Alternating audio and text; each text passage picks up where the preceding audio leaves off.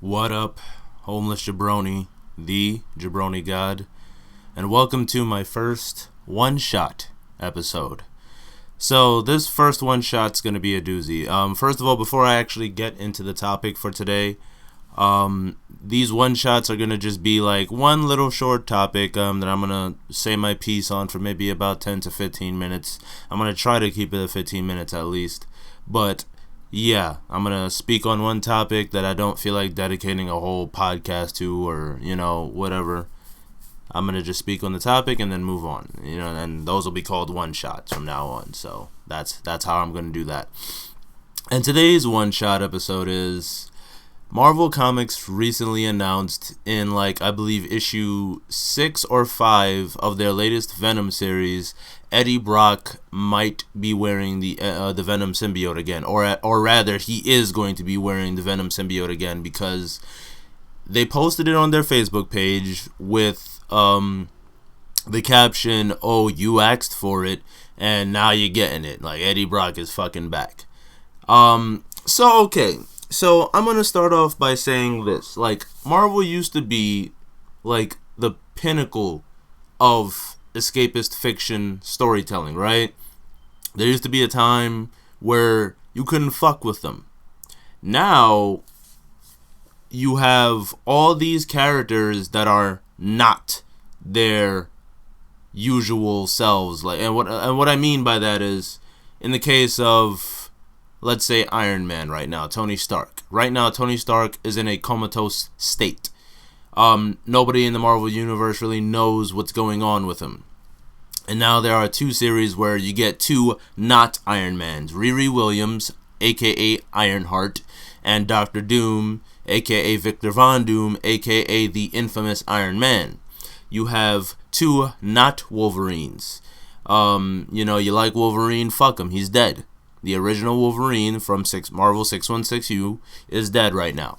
You get Old Man Logan, which, to be fair, he's badass. I love Jeff Lemire's current run of the series, but it's not Wolverine.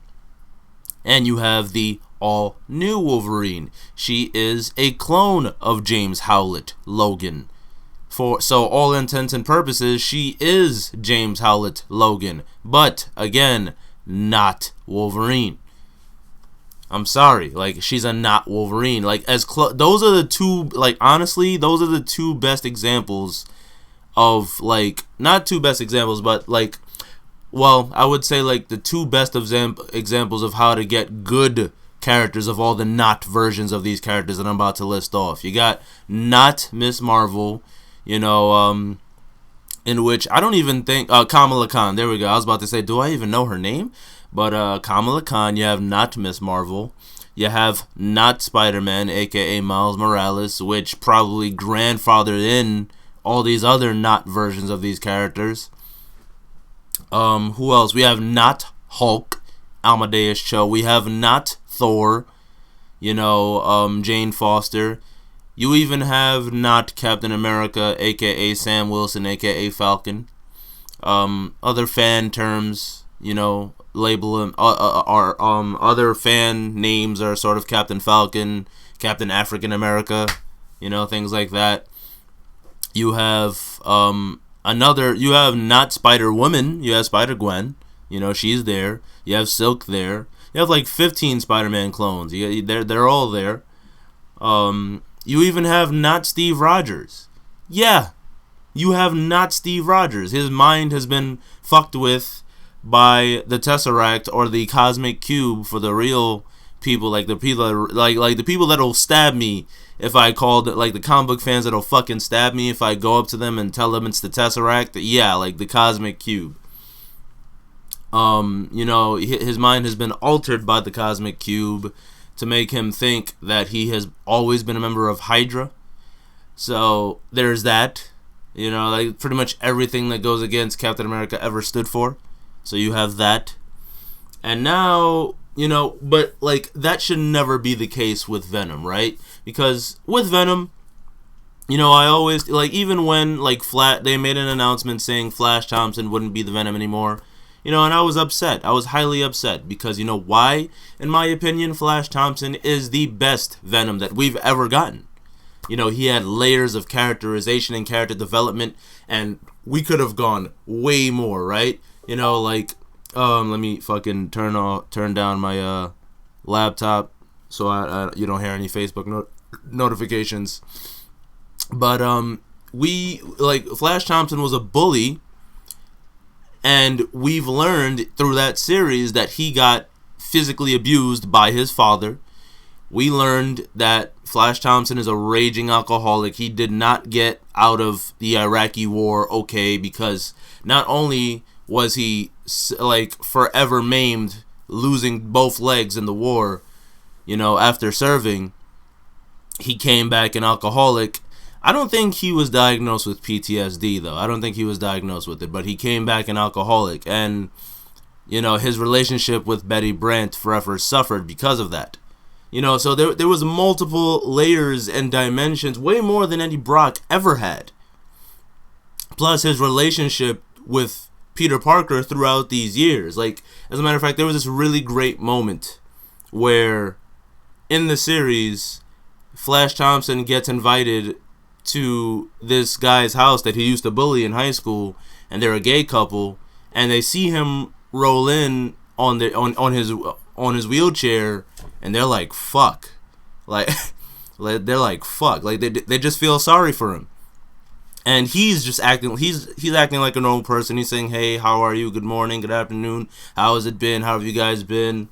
You know, and like the couple, they sort of look down on him. You know, it's a really interesting and fascinating moment within the series. You're never going to get anything with Eddie Brock, where all the character development and characterization begins and ends with Eddie Brock is he is a quote unquote lethal protector. He will do what he will do what it is necessary to sort of exterminate those that are unfit to walk around in society, to those that are true criminals in Venom's eyes, those who don't deserve to live anymore. Venom is the guy that will roll up and take you out, and he will kill to do what is necessary. But of course, Eddie Brock is mentally ill. He is mentally unstable. He is very delusional, highly delusional, you know, and we've been through this time and time again with Eddie Brock. You know, why my thing is, why would you want to make Eddie Brock's characterization suffer? Do you even care, Marvel? Do you even truly, honestly care? I know Mike Costa is writing the series, and I don't know if it's Mike Costa's decision to bring back Venom, Eddie Brock as Venom, or if it's Marvel editorial staff. What did they want? Did they push for Eddie Brock Venom? Because it gets me tight, because at the end of the day, like, they can do all these weird, stupid change-ups. Like, alright, let me explain. Like, Marvel was writing from two sides of a coin right now. They either write from, oh, let's give these guys a treat because they've been fans, so let's just reward them for being fans, a la Eddie Brock becoming Venom. And on the flip side, we have, oh, wouldn't it be cool if we got this Asian dude to be Hulk, because, you know, we could make relatability, we could get it in with the Asian crowd, and we can try it out, because at the end of the day, we're like, the comics now are really testing grounds for the movie, because you bet your sweet ass in the near future that Amadeus Cho will somewhere be on the big screen as the Jolly Green Giant, as the Incredible Hulk. You can bet your ass if this sells well, he'll be up there. He'll be up there, and that's sad. That is sad. Like, to see what the Hulk has become. It's like, I'm not saying that nobody else can be the Hulk. For God's sake, there's multiple of them. You know, you got Betty Ross, the Red She-Hulk. You have Jennifer, Hulk's cousin, She-Hulk, which, you know, there's a strong fan following for. You know, like, there's mad people, but when you do shit like this, it's just like the very spirit of the Hulk is now killed with this Amadeus Cho character. Like, Hulk isn't about fun. and being totally awesome, bro, and picking up chicks. It's not a like they're destroying everything Hulk ever was, and I find it to be highly disrespectful. Now you can chalk this up as fanboy bitching if you want to. Moviebob, sort of what also inspired me to make this video. Moviebob put up a video earlier, either today or yesterday, stating that, oh, no matter how much you bitch and moan, and you'll state that, oh, Marvel is losing money, they're making enough money off of movie sales, so what you state, what you complain about doesn't matter in the long run, because these heroes and everything that they're doing now with this SJW stuff is now going to be the testing ground. These comics is the testing ground for the future. But like, relatability for relatability's sake, man, like this is really ridiculous. This is really ridiculous. I'm not saying change shouldn't come to comics. I'm not saying that. But at the same time, do I need two Wolverines at the same fucking time? Do I need, like, first of all, Lee Price's Venom right now. Lee Price, you literally stated, like, it's like the literal, it's like we're 5 or 6 issues in, dude. Do we need Eddie Brock to come back? We don't even know what he's gonna do, mind you. Like, again, like where I was going before with Eddie Brock's characterization, he was Venom, then he was a cancer patient, then he was anti-Venom, then when he lost his anti-Venom powers, he became this religious zealot school shooter type, and then he became like fucking Toxin. Like I thought he was still Toxin. Like what happened to that? Why isn't he still Toxin? I thought from what I understood, he was I liked Eddie Brock as Toxin. So like why must he come back as Venom? It doesn't make sense to me. It seems very regressive is what I'm getting at. It seems very regressive. Like, these stories are all like for as progressive as they're trying to be, they like treading old ground, like just for treading old ground's sake. Again, like if you're a long time reader, like, oh yeah, you've been reading for 30 years, yeah, here's something for you. Fuck what's best for the character, fuck what's best for the story and the entire narrative of the Venom series and these characters. Fuck all that. Fuck all of that. Let's just throw that to the wayside. Let's just reward people because they've been reading the series for X amount of years or X amount of time. You know? And it's really sad. Like, again, like I've said, the nature of the Venom symbiote and the Venom character is that there's always going to be another host. That's the nature of the character. That's always how it's going to be. But I was settled on Lee Price. I was actually beginning to like Lee Price. He's actually pretty cool. So, like, if this next storyline turns out to be Eddie Brock and Lee Price battling over the symbiote, I'm gonna be highly upset. I really am. Because this is really fucking stupid. It doesn't need to happen. It doesn't need to be, well, to tell you, nothing needs to happen in any story. Well, we're getting off track. Anyway, I'm just about done. Because, like, all I can tell you is that when I first saw this story, I literally recoiled in rage. I lost it for a moment. I had to step outside because, like, I'm a big fan of the Venom series. Really, really, like, and the Venom character as a whole.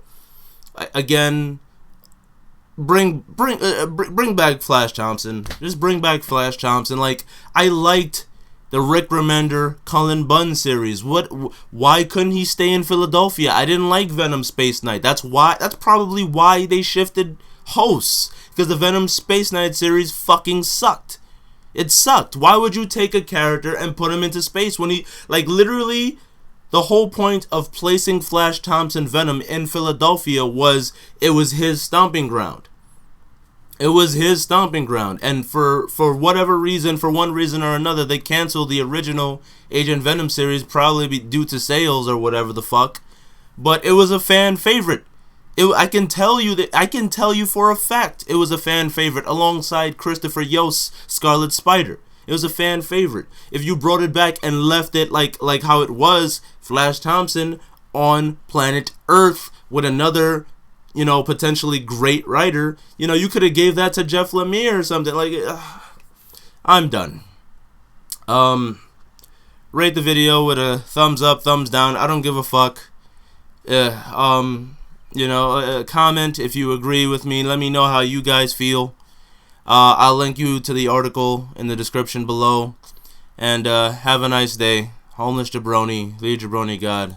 Peace the fuck out.